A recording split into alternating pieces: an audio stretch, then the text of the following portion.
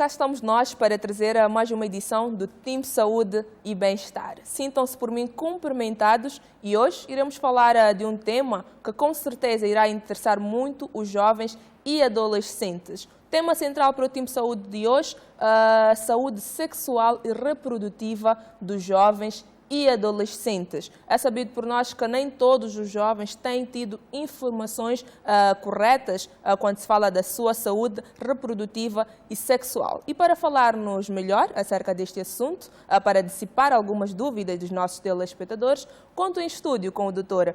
Roberto Mavume e, de igual modo, a enfermeira Sônia. E sem mais, sejam bem-vindos ao programa. Obrigado. Obrigada.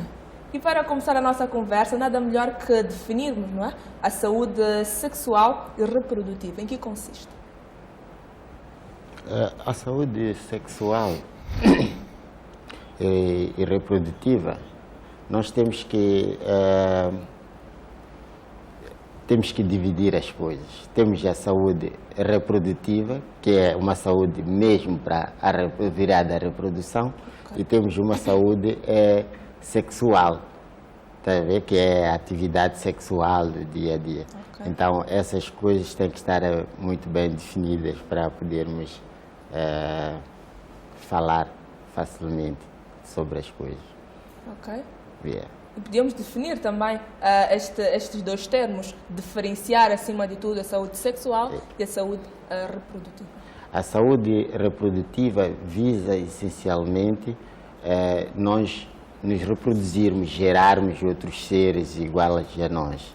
Enquanto que a saúde sexual poderia dizer que tem mais a ver com o prazer das nossas vidas. Ok. E quais são os fatores nos dias de hoje que aumentam a vulnerabilidade da saúde dos jovens e adolescentes? Enfermeira Sônia. Sim, eu queria falar um pouco da primeira pergunta que fez, quando falava da saúde sexual e reprodutiva. Na saúde sexual podemos falar da identificação de cada indivíduo. Identificação, digo, sexo masculino, sexo feminino, quando o adolescente começa a conhecer-se, a definir-se como ele é, o seu desejo sexual, a aproximação a outra pessoa do sexo oposto.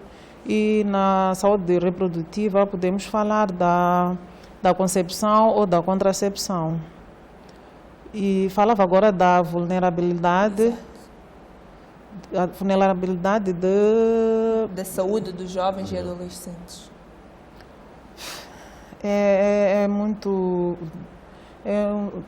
Até poderia ser um tema só por si. É muito vasto falar disto, porque os jovens estão vulneráveis, como sabemos, principalmente na cidade. De como vive-se agora, talvez não seja de igual modo como vivia-se há 10, 20 anos atrás. A globalização, o poder econômico. Falando no poder econômico, os jovens estão muito vulneráveis por isso. Pela cobiça, pelo querer ter, aí tornam-se vulneráveis. Não podendo eles gerar por si o fator econômico, ter uma economia para si, para satisfazer as suas vontades, aí eles tornam vulneráveis porque precisam de uma outra pessoa para ter o que querem. E quando não são os pais, fica complicado. Talvez acrescentar aí assim dois aspectos atuais que criam essa vulnerabilidade, que é a questão do álcool e da droga. Porque com o álcool já sabemos, né? A pessoa toma aí o álcool e depois altera lá o comportamento e facilmente cede a esses desejos sexuais. O mesmo acontece com as drogas. Então, esses dois, o álcool e as drogas, são apontados como uma das causas mais acentuadas da vulnerabilidade dos jovens. Ok. E é importante também procurarmos saber se os jovens nos dias de hoje têm tido a informação acerca da saúde sexual e reprodutiva. Será que esta informação tem chegado devidamente, acima de tudo, aos jovens? A informação chega aos jovens, sim. Chega primeiro na escola, na família, nas unidades sanitárias, A informação chega, talvez a interpretação pelo jovem que não seja aquela que quem passa a informação deseja. Porque o que o jovem ouve no centro de saúde é bem diferente do que ouve em casa, do que ouve com os amigos, e ele vai buscando aquilo que no momento vai lhe favorecer, aquilo que talvez esteja na moda, aquilo que os amigos fazem.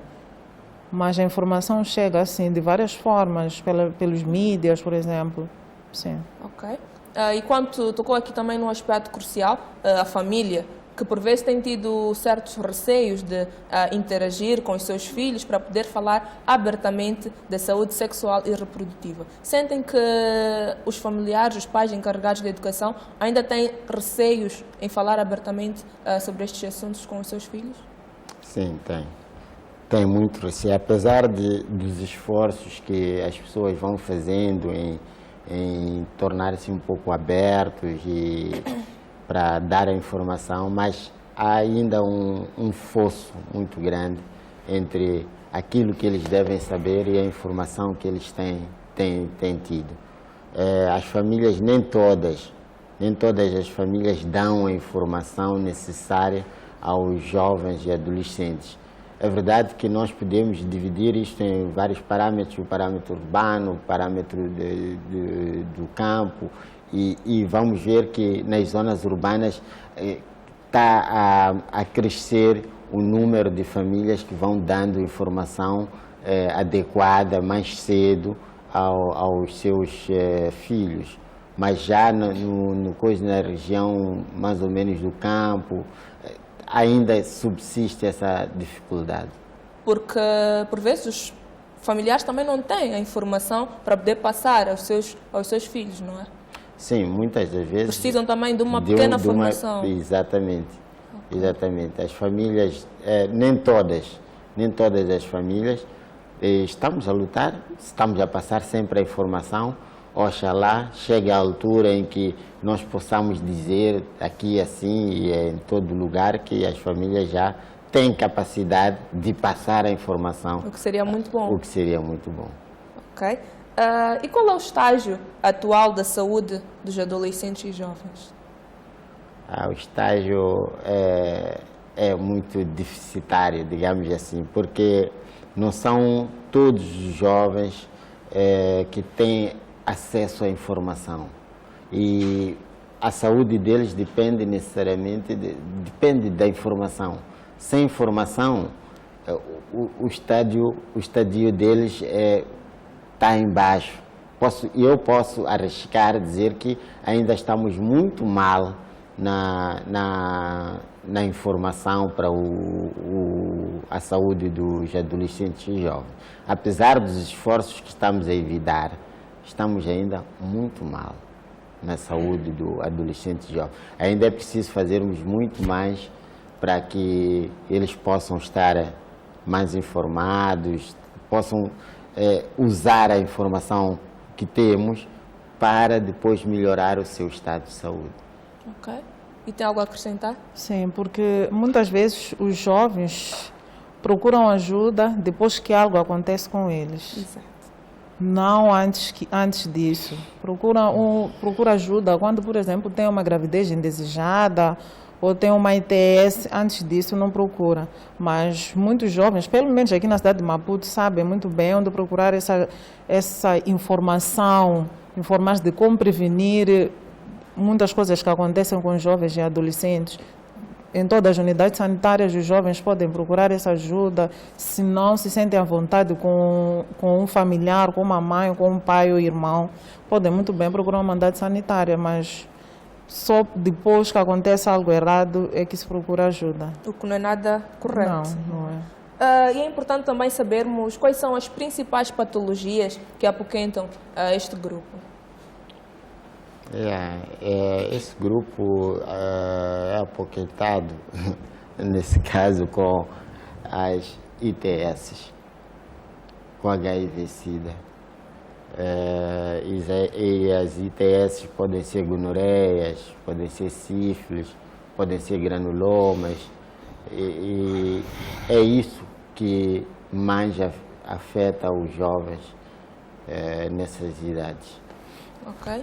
E se esse tipo de doenças afetam os jovens, claramente é por falta de informação, por falta de conhecimento dos sintomas destas mesmas doenças. E podíamos também agora clarificar os sintomas das DTS, ITS, para que possamos esclarecer as dúvidas, não só dos jovens, como também alguns adultos que não sabem claramente quais são os sintomas destas doenças. Sim, podemos. Por exemplo, o caso da gonorreia aparece nos homens. Aparece um corrimento, que é um líquido esbranquiçado, tipo leite, a sair do órgão reprodutor, e pode criar muita comichão, né? Ali a nível do órgão. Sente assim por dentro, no caso do sexo masculino, sente lá por dentro uma espécie de comichão, né? Este líquido sai durante o ato sexual, por exemplo, ou não necessariamente? Não necessariamente. Esse líquido sai mesmo sem estar no ato sexual. Geralmente suja os biquínis, as calcinhas. E o mesmo acontece nas mulheres. Elas podem sujar a calcinha, pode estar aquilo sempre, o órgão sexual pode estar sempre úmido, não é? E pode ter algumas vezes dor no baixo ventre. E nesses casos de sífilis, de gonorreia, é assim como se manifesta. E muitas das vezes manifesta-se mais nos homens que nas mulheres. Quer dizer, não porque manifeste-se mais nos homens que nas mulheres, mas nos homens, os sintomas tendem a ser mais precoces que nas mulheres. As mulheres podem ficar sem sair necessariamente aquele líquido todo esbranquiçado, leitoso, e ficam com a impressão que não tem nada, que estão muito bem, mas enquanto que a doença está lá. E em relação à sífilis... Mas deixa só fazer uma questão em relação à gonorreia. E este líquido esbranquiçado pode ser também confundido com um corrimento? Porque as mulheres podem ter esta tendência a ir a um hospital ou a uma farmácia e adquirir os medicamentos do corrimento. E a uma dada altura isto passa. Mas será que pode voltar? Pode ser uma doença persistente? Sim, pode ser. Sobretudo, essa linguagem de corrimento é muito usada pelas mulheres para dizer que tem um corrimento normal, mas de verdade não existe corrimento normal. Se tem corrimento, está doente a pessoa. Pode não ser uma ITS necessariamente, mas se tem corrimento, está doente. Ok. E agora podemos também falar da sífilis? Sim, dizia que existem casos, por exemplo, de sífilis, em que no órgão, começo sempre com esse órgão masculino, surge é melhor usar mesmo essa linguagem, surge uma borbulha na cabeça do órgão, surge uma borbulha, não é? Uma borbulha indolor que não dói, que depois rompe-se e pode fazer uma ferida, não dói. Então, depois desaparece esta borbulha, desaparece por si só, mesmo sem tratamento, mas não significa que a doença desapareceu. Este indivíduo, por exemplo, de sexo masculino, continuará a passar a infecção de sífilis a todos os seus parceiros. E nas mulheres também aparece assim uma borbulha a nível mais ou menos dos lábios, não é? Que é indolor, está ali, fica um tempo, uma semana, duas, depois aparece. No entanto, a doença está lá. Depois existe uma outra fase, a fase secundária, depois a fase terciária. E como é que manifestam-se estas fases? Por exemplo, a fase, vou falar mais ou menos da fase terciária, em que começam erupções, começam a sair assim borbulhinhas no corpo, em todo o corpo, começam a sair manchas. Manchas é uma coloração não exatamente a coloração normal da pele da pessoa, mas podem surgir várias manchas brancas que é como se fossem coasmas, umas manchas assim brancas, aqui por todo o corpo. E pode também afetar as trompas. Okay. As trompas, e isso pode mais tarde criar a infertilidade. Isto vai debilitando o órgão da mulher? Vai debilitando. Ok. Enfermeira Sônia, acredito que tem também algo aqui a acrescentar acerca das doenças que mais apoquentam os jovens e adolescentes. Eu vi aqui a falar, falou que as mulheres podem procurar, que às vezes procuram uma farmácia, compram um medicamento para tratar um corrimento. Dizer que esse procedimento não seria o correto. O correto mesmo seria procurar uma unidade sanitária, que é para ser examinado esse corrimento. Há vários tipos, há várias fases, como dizia a doutora Mavome. Então, o ideal é procurar sempre uma unidade sanitária, seja lá um corrimento, uma borbulha, uma ferida, qualquer coisa que acontecer que acharmos da normal nos nossos órgãos genitais. O ideal é procurar uma unidade sanitária para se fazer uma análise. Cada caso é um caso. O que foi um tratamento para si poderá não ser para mim. Então, farmácia ou um tratamento que uma amiga fez, que ouviu falar, que tratou alguém, não serve para mim. O que pode servir para si pode não servir para mim. O ideal mesmo é procurar uma unidade sanitária onde será analisado cada caso. Cada organismo é cada organismo? É um organismo. Ok.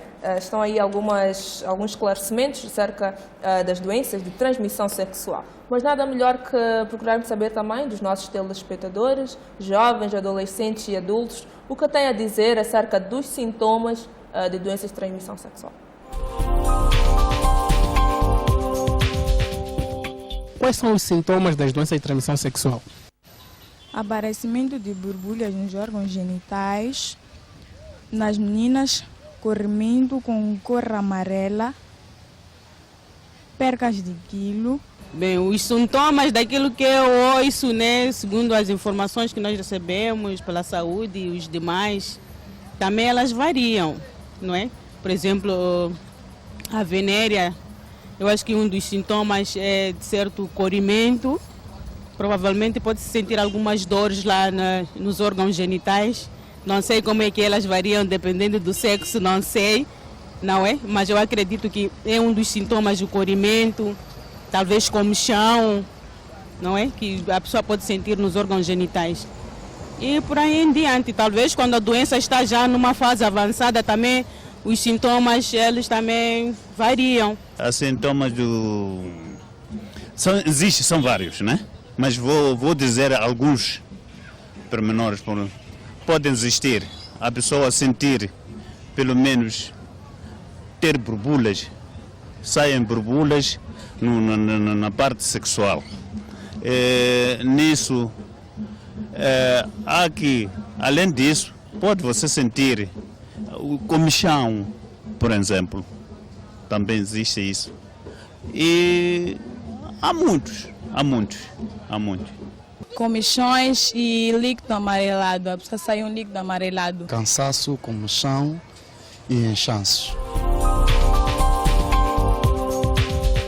Assim, os comentários, não é? As opiniões dos nossos telespectadores quando questionamos quais são os sintomas das doenças de transmissão sexual. E ouvimos aqui muito falarem de corrimento. E é também importante esclarecermos, não é? Esta dúvida, que acredito que é de muitos telespectadores, quando se fala do corrimento amarelado e o mais esbranquiçado. Já dizia aqui a enfermeira Sônia que, no caso de termos corrimento, temos que nos dirigir a uma unidade sanitária. Mas, por vezes, as mulheres, após o período menstrual, têm tido este corrimento. Chega a ser uma patologia ou pode ser devido ao ciclo menstrual? Pode acontecer, sim, quando o organismo prepara-se para o início da menstruação, antes da menstruação e depois da menstruação. Mas depois desse ciclo, se isto acontecer, dependendo da cor, como diziam, esbranquiçado, esverdeado, acastanhado, é sempre bom procurar ajuda. Okay. Porque aí até varia o cheiro é diferente, para além da cor que lá sai, o que aparece na preparação da menstruação e logo depois a menstruação é bem diferente daquilo que se considera uma patologia. Que não leva também muitos dias. Sim. Ok. E tiveram telespectadores também, Dr. Mavumo, que falaram aqui do inchaço e do cansaço. Pode ser também um dos sintomas das doenças de transmissão sexual? Sim, como eu dizia que a sífilis, por exemplo, a sífilis primária é um inchaço ali a nível da glande, a nível da cabeça do órgão reprodutor masculino ou a nível dos lábios do órgão reprodutor feminino. Aquilo é um dos primeiros sinais que depois desaparece. E depois disso tem outros inchaços que acontecem normalmente nos gânglios, gânglios aqui assim na virilha. Temos ouvido muitas pessoas dizer que tem uns caroços aqui nas virilhas. Exato. É também um dos sintomas que a pessoa pode ter. E depois na fase terciária, para além daquelas manchas que eu descrevi, pode começar a surgirem vários caroços, não é? No corpo, vários caroços. Então, tem razão as pessoas quando dizem que um dos sinais é o surgimento desses caroços, desses inchaços que surgem em várias partes do corpo.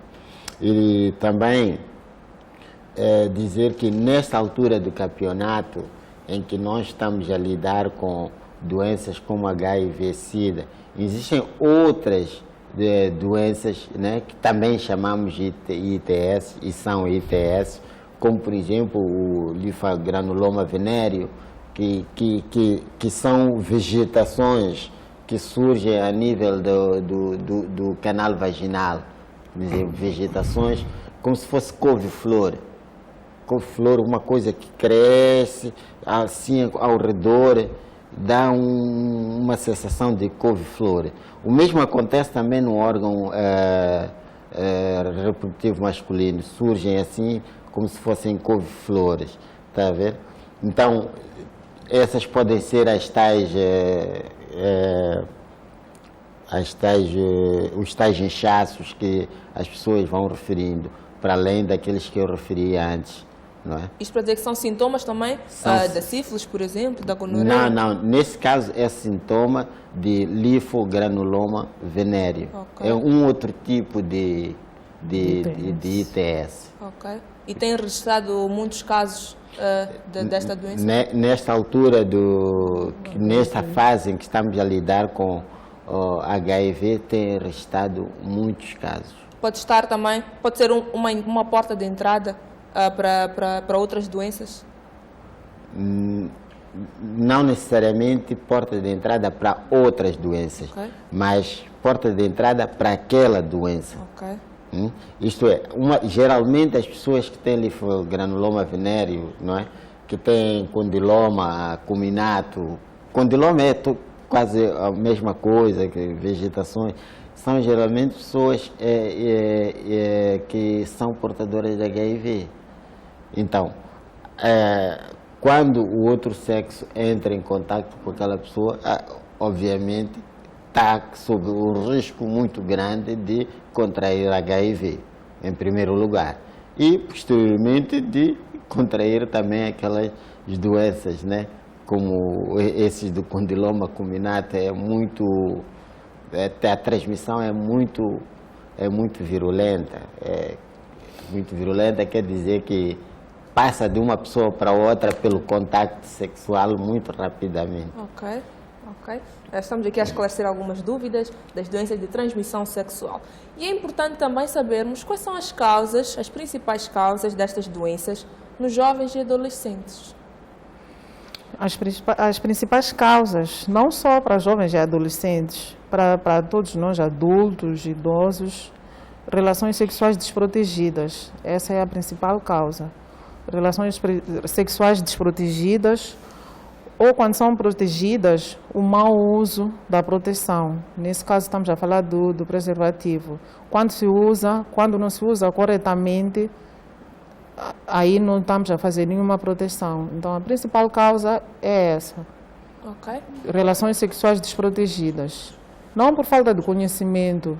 Preservativo todos nós sabemos que devemos usar, mas os adolescentes jovens, como estão sempre bis, até pode trazer consigo o preservativo, mas quando chega a hora, esquece. O que não é nada positivo. Não. Ok. E como é que podemos prevenir estas doenças, fazer com que os jovens possam ter em mente que devem sempre usar o preservativo e não distrair-se por vezes, como acredito que tenha acontecido muito? Doutor Mavro. Bom, eu sirvo-me daqueles slogans que andam aí assim, de que a água mole bate pedra dura até furar. Okay. Então, eu acho que o uso do preservativo deve continuar a ser incentivado, apesar de sabermos que há essas coisas de os jovens terem um preservativo e não usarem, de furar-se, de usarem mal, mas temos que continuar a difundir as mensagens do uso do preservativo.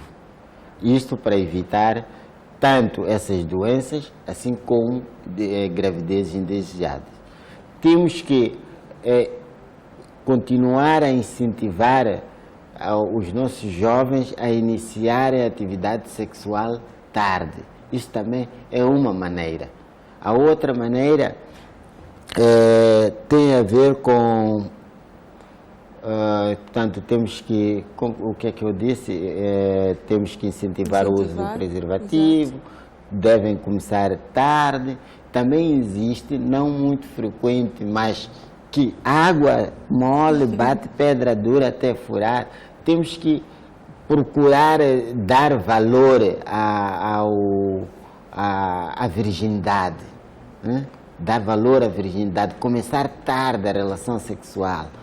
Quer dizer, incentivar a rapariga a tornar-se virgem até muito tarde. Okay. Isso é muito bom.